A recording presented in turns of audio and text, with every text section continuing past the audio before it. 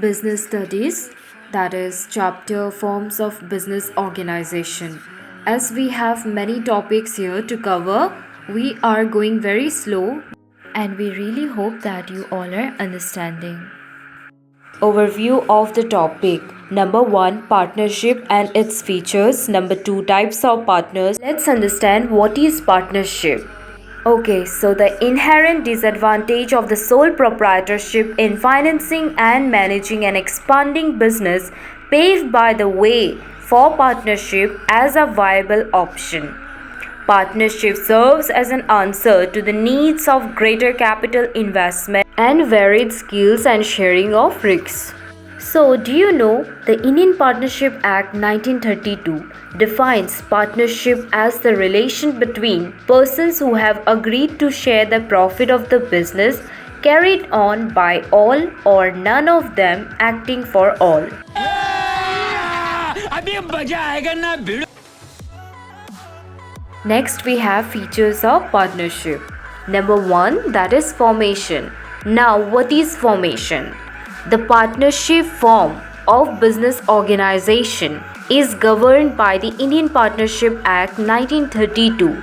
It came into existence through a legal agreement wherein the terms and conditions governing the relationship among the partners, sharing of profit and losses, and the manner of conducting the business are specified. Next, we have point 2, that is liability. The partners of our firm have unlimited liability. Personal assets may be used for repaying debts in case the business assets are insufficient. Further, the partners are jointly and individually liable for payment of debts. Now, point number 3, that is risk bearing. The partners bear the risks involved in running a business as a team.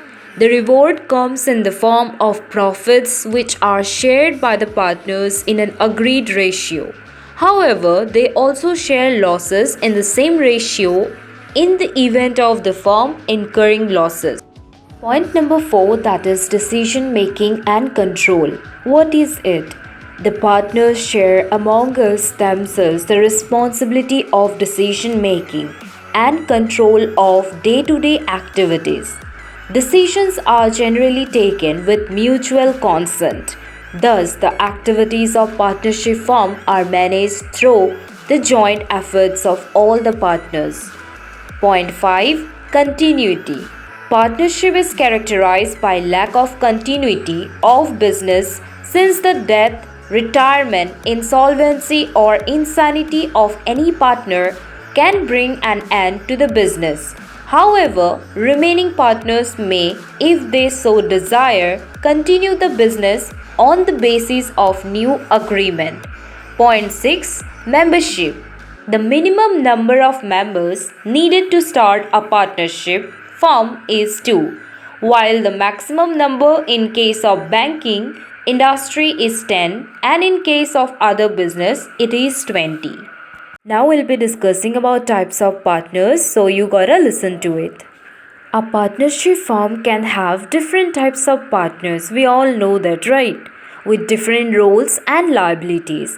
So, an understanding of this type of partners is important, and for a clear understanding of their rights and responsibilities, we will describe this as follows, okay? Number 1, that is active partner. An active partner is one who actually contributes capital, participates in the management of the firm, share its profits and losses, and is liable to an unlimited extent to the creditors of the firm. Number 2, sleeping or dormant partner. What is it? Partners who do not take part in the day-to-day activities of the business are called sleeping partners. Next, we have a secret partner. A secret partner is one whose association with the firm is unknown to the general public. Number 4, we have nominal partner. A nominal partner is one who allows the use of his or her name by a firm but does not contribute to its capital. Number 5, partner by estoppel. A person is considered a partner by estoppel if, through his or her own initiative, conduct, or behavior. He or she gives an impression to others that he or she is a partner of the firm.